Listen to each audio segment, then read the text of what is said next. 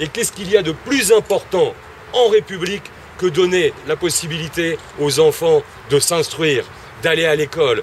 Quand je vois ça, quand je me retrouve dans mon pays, la France, je me dis, est-ce que je suis toujours dans la France de Jules Ferry?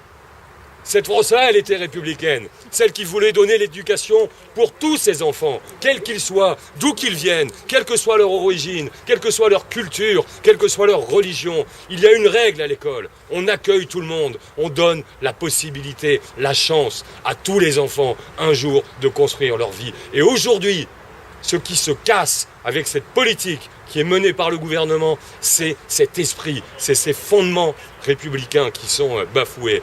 Donc je suis venu le dire avec cette écharpe parce que la République, c'est autre chose. Je suis moi aussi un élu de la République. Et je veux dire aujourd'hui, par ma présence, que la République, ça n'est pas ce qu'on vous fait aujourd'hui, ça n'est pas cette OQTF. Cette OQTF, c'est tout simplement un déni de démocratie, c'est un déni d'humanisme. Et je tenais à le dire fortement aujourd'hui, parce que je ne veux pas que des enfants aujourd'hui puissent se sentir responsables, puissent avoir honte, puissent se dire « Ah, j'ai fait quelque chose, peut-être est-ce de ma faute ?» Non, ça n'est pas de votre faute. Aujourd'hui, nous sommes tous rassemblés avec des citoyens, avec des copains à vous, avec les parents d'élèves. Et je le dis, on ne fera pas ça en notre nom. En février, on est tous venus comme des centaines de sans-papiers et de gens avec des papiers viennent le matin à partir de 2h, 3h du matin pour essayer de déposer un dossier de régularisation. Ça aussi, ça ne fait pas honneur à la sous-préfecture d'Antony. Il y a un certain nombre d'endroits en France où la République oblige ceux qui demandent leur droit au séjour ou ceux qui l'ont et qui viennent le renouveler à faire la queue pendant des heures, dans le froid, dans la nuit. Il y a un certain nombre de sous-préfectures où on paie sa place pour attendre et pour être bien placé, pour espérer pouvoir déposer un dossier. Ici à Antony, c'est seulement le mardi qu'on peut déposer une nouvelle demande. Et c'est seulement pour les 15 meilleurs, ceux qui arrivent en tête. Course d'obstacles. Rabi, Ibtissem, Aïcha, Khadija, Nidal, ils sont tous venus à 5h du matin. Je peux vous assurer qu'il faisait froid, vous vous en rappelez là.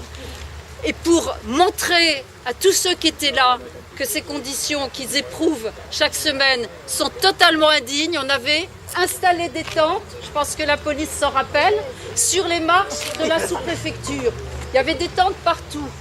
Eh ben, ça n'a pas été long pour voir rameuter des dizaines, toute une escouade de policiers qui, quand le petit jour s'est levé et que du public est arrivé, a trouvé que c'était tout à fait insupportable de voir les tentes là, sur les marches de la sous-préfecture d'Antony. Nous, ce qu'on trouve insupportable, c'est pas les tentes, c'est l'attente des gens. C'est les gens qui attendent avec leurs enfants, dans le froid, dans la pluie parfois, la neige. On a eu un hiver glacial, et d'ailleurs tous les hivers, il fait froid. Et même l'été, c'est pas mieux d'attendre dès 2 ou 3 heures du matin.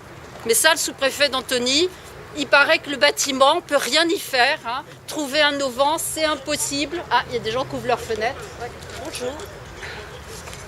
Trouver un auvent, installer des toilettes, tout ça, c'est certainement réglementé par les monuments historiques. Ce bâtiment doit être classé, certainement. Hein.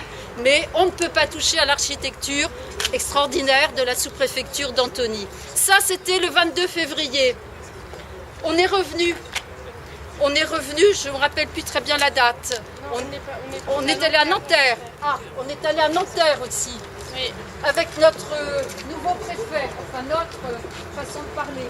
Là. Un nouveau préfet a été nommé à Nanterre. On s'est déplacé. On était nombreux. Et on lui a demandé d'acquérir un minimum de bonnes pratiques au profit des lycéens et particulièrement de les régulariser parce qu'une fois qu'on a commencé sa scolarité, eh bien c'est pour la terminer. On se plaint assez du décrochage des élèves pour qu'en plus on n'aille pas les décrocher à coup d'expulsion. Pour nous aussi, en tant qu'enseignant, si j'avais que des élèves comme Rabi, je pense que j'aimerais encore plus mon métier. Tout le côté administratif serait moins lourd à gérer si on n'avait que des garçons comme Rabi. Voilà, moi je crois que c'est le seul truc qui me désole. Je suis français, hein. Et je me dis qu'on a besoin de ces gens qui vont nous mener vers le haut. On a besoin de cette fameuse plus-value. Et Rabi, c'est une plus-value. Moi, j'arrive pas à comprendre quand on a quelque chose qui va... Puisqu'on parle beaucoup de capitalisme en ce moment, quand on a quelque chose qui va valoir beaucoup plus cher plus tard, on le garde. On le garde pour le revendre. Voilà. Et moi, si je pouvais spéculer sur Rabi, je mettrais toutes mes billes. Franchement. Je mettrais vraiment toutes mes billes parce que non seulement pour l'instant c'est déjà un professionnel, c'est plus qu'un élève, c'est déjà un professionnel parce que ce qu'il nous rend comme travail au lycée c'est déjà extraordinaire. Et là dans son conseil de classe on envisage même de lui faire sauter une classe. On envisage même de lui faire sauter une classe pour qu'il aille directement passer son bac. Et moi aussi j'aimerais beaucoup avoir plus souvent des élèves comme Ibtissem pour ses qualités personnelles dans la classe aussi. C'est un vrai moteur pour nous et ça serait un drame pour toute la classe de perdre Ibtissem. Au niveau du travail, il n'y a rien à dire, c'est juste parfait. Au niveau de ses stages aussi, elle a très bien travaillé à l'Intermarché des Baconnets, au Leader Press à Antony. Là aussi, il n'y a que des éloges. Le monsieur d'Intermarché était prêt à te reprendre et même à t'embaucher si c'est possible. Donc que dire de plus qu'il faut qu'elle reste avec nous. Voilà. Monsieur Puan, qui dit que les enfants d'immigrés ont majoritairement de mauvais résultats scolaires.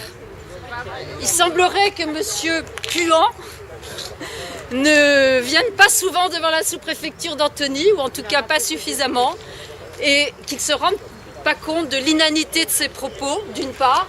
D'autre part, tout le monde sait que ce sont des chiffres sortis de rien.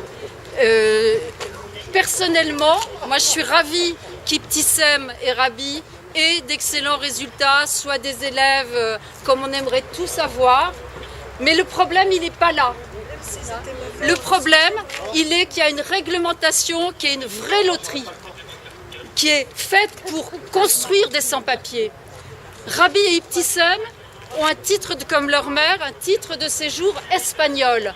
Moi, je croyais qu'on vivait en Europe, bêtement. Mais bon, vous savez, il y a beaucoup de choses dans les manuels scolaires, il ne faudrait certainement pas tout croire. Je croyais qu'on construisait l'Europe.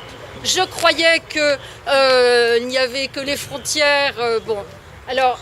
Je pensais aussi, bien sûr, Madame Raymond ce matin m'a longuement réexpliqué ce que c'était que la réglementation et comment un titre de séjour en Espagne, en aucun cas, ne pouvait envisager de faire des études en France. Mais rendez-vous compte, hein. Donc là, j'ai eu droit à mon cours de droit. J'ai expliqué que je comprenais, mais que la question n'était pas là. Nous vivons dans un monde métissé. Nous vivons dans un monde où les frontières, à part les frontières, j'allais dire du fric, mais c'est même pas vrai, les seules frontières sont ceux que des gouvernants à l'esprit étroit et démagogue construisent. Aujourd'hui, ils sont ici, ils vivent ici, leur vie est ici, elle n'est pas ailleurs. Et c'est une lecture purement abstraite et administrative. Je sais que je me répète, mais je suis tellement en colère que je ne vais pas faire de fioritures. L'OQTF qui a été administré à cette famille, c'est une méconnaissance, c'est un refus délibéré de tenir compte que derrière les chiffres que doit faire le préfet d'Antony, comme tous les préfets, il y a des vraies vies, il y a des vraies histoires, il y a des vraies relations entre nous. On vit ensemble. On reste ensemble. Qu'est-ce qu'on veut? Des papiers. Qu'est-ce qu'on veut? Des papiers. Pour qui? Pour Rabi.